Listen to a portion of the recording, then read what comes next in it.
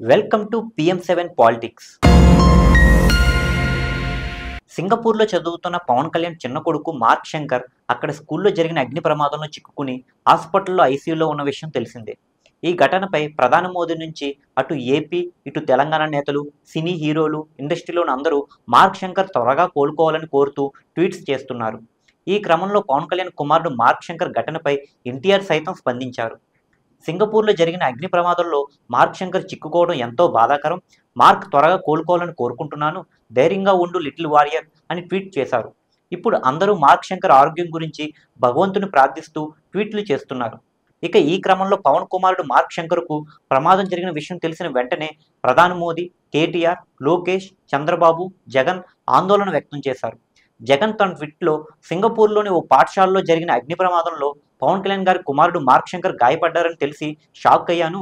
ఈ క్లిష్ట సమయంలో నా ఆలోచనలు వారి కుటుంబం గురించే ఉన్నాయి. మార్క్ శంకర్ త్వరగా పూర్తిగా కోలుకోవాలని కోరుకుంటున్నానని పవన్ కళ్యాణ్ను ట్యాగ్ చేశారు. దీంతో పవన్ వారికి ధన్యవాదాలు తెలిపారు. మాజీ సీఎం జగన్కు థ్యాంక్స్ చెప్పడంతో నెట్టింట వీడియో వైరల్ అవుతుంది.